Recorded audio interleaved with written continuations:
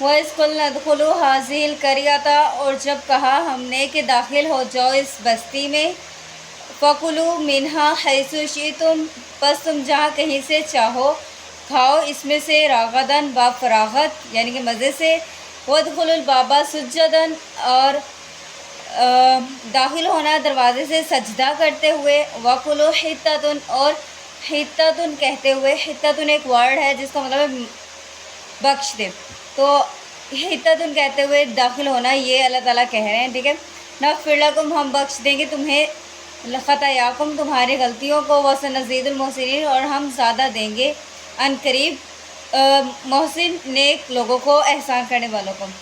اب ہوا کیا تھا، مطلب جب یہ بنی اسرائیل کی جو قوم تھی نا، وہ ایز اے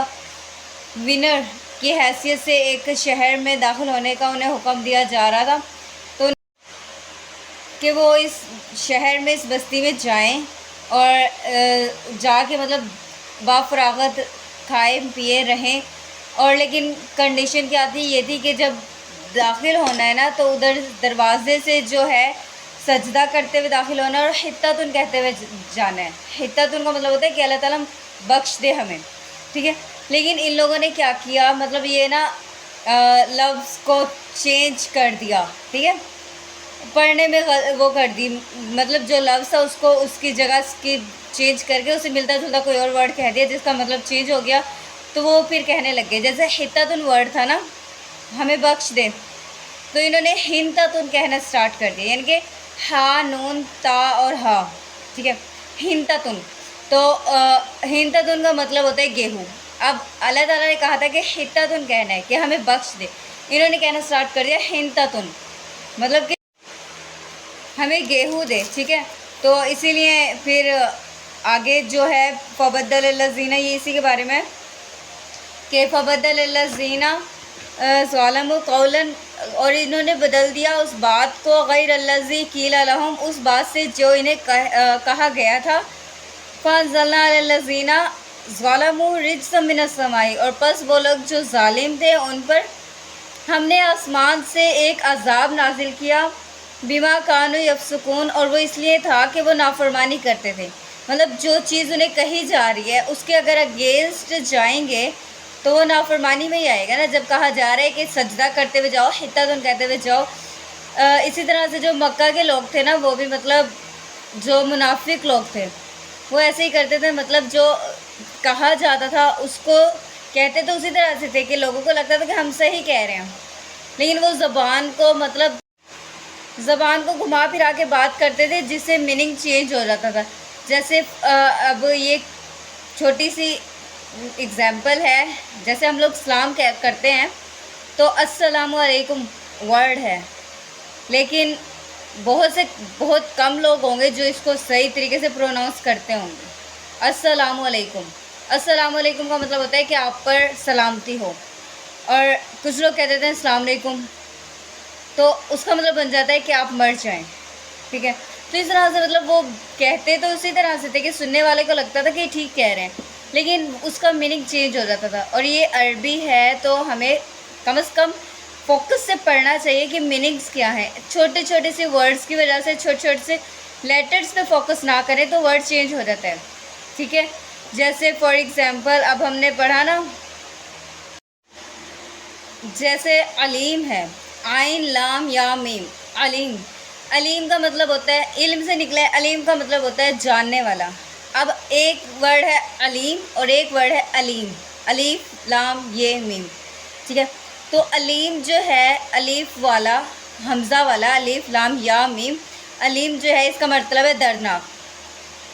ٹھیک ہے، عذاب العلیم، دردناک عذاب ہوگا۔ اور علیم جو ہے اس کا عین والا جو ہے اس کا مطلب ہے جاننے والا۔ اگر ہم فوکس سے پڑھیں گے ہی نہیں کہ ہم کہہ کیا رہے ہیں تو ہمیں پتہ کیسے چلے گا کہ مطلب ہم تو میننگ چینج کر دیں گے۔ اب جیسے اگر ہم جو علیم آ رہا ہے جاننے والا، عین والا علیم آ رہا ہے، اس کو اگر ہم عین نہیں ادا کر رہے، ٹھیک ہے نا، جیسے کچھ ورڈز ہیں جن کی پروناؤنسیشن پراپر طریقے سے صحیح ہونی چاہیے، جیسے ہا ہے، عین ہے، اور جیسے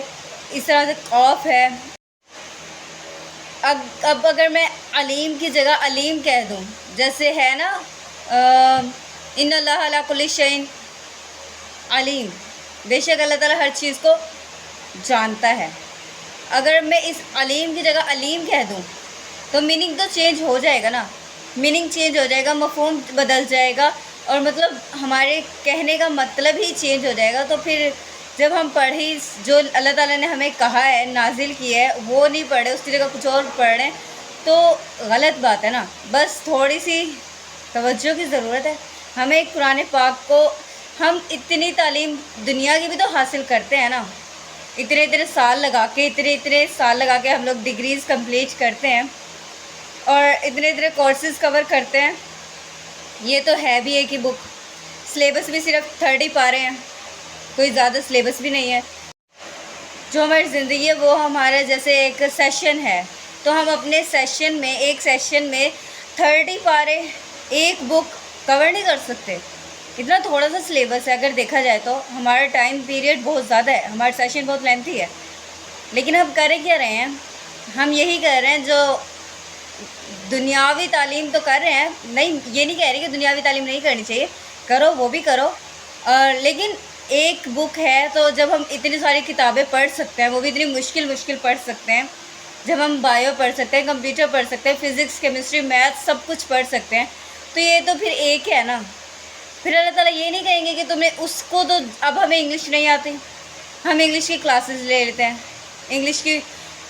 बुक्स बाय कर लेते हैं कि हमें समझ आ जाए, हम किसी के सामने बोलने के काबिल हो जाएं, जो अगला बंदा इंग्लिश बोल रहा है उसको समझने के काबिल हो जाएं। लेकिन हमने कभी ये सोचा है कि मतलब जब हम मर जाएंगे तो फिर मरने के बाद तो दोबारा ज़िंदा होना है ना। इस पे तो हमारा ये अकीदा है, हमारा ये ईमान है, क्योंकि हम मुसलमान हैं अल्हम्दुलिल्लाह। तो जब हम मर के दोबारा ज़िंदा होंगे, अल्लाह ताला के सामने होंगे, फ़ेस टू फेस अल्लाह ताला के सामने खड़े होंगे, अल्लाह ताला हमसे बात करेंगे,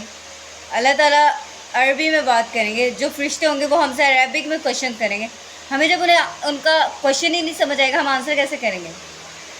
जैसे फॉर एग्ज़ाम्पल अगर आपका पेपर है जी मैथ्स का और उसमें कोई इंग्लिश का क्वेश्चन आ जाए,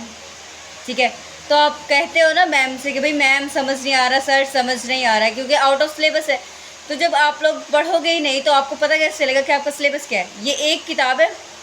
और 30 पारे, ये हमारा सिलेबस है। और हमारा जो सेशन है वो हमारी ज़िंदगी है, कि जितना हमारी लाइफ है, हमें नहीं पता हमारी लाइफ कितनी हो सकता है, एक दिन हो सकता है एक माह हो सकता है 10 साल हो सकता है, जितने भी, वो तो अल्लाह ताला बेहतर जानता है ना कि हमारी लाइफ कितनी है। लेकिन अगर हम स्ट्रगल स्टार्ट करते हैं, अगर हम कोशिश, सिर्फ एक छोटी सी कोशिश, कहते हैं कि अगर किसी मतलब अगर कोई चीज़ जानने के लिए, किस चीज़ को का इल्म हासिल करने के लिए अगर वो स्टार्ट कर दे ना, कोशिश स्टार्ट कर दे, जैसे फॉर एग्ज़ाम्पल अगर कोई पढ़ना स्टार्ट कर दे,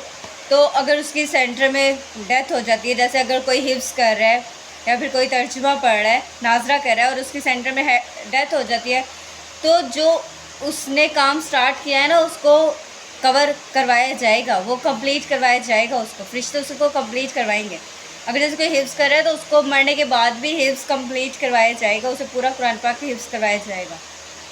और कम से कम अगर हम कंप्लीट करते हैं या नहीं भी करते,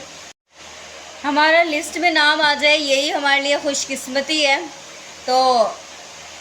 उम्मीद है आप लोगों को थोड़ी सी बात समझ आई हो, और अल्लाह ताला हम सबको हदायत दे और कुरान पाक को बेहतरीन तरीके से समझने वाला और इस पर अमल करने वाला बनाए। जज़ाकल्लाह। आज के लिए इतना ही।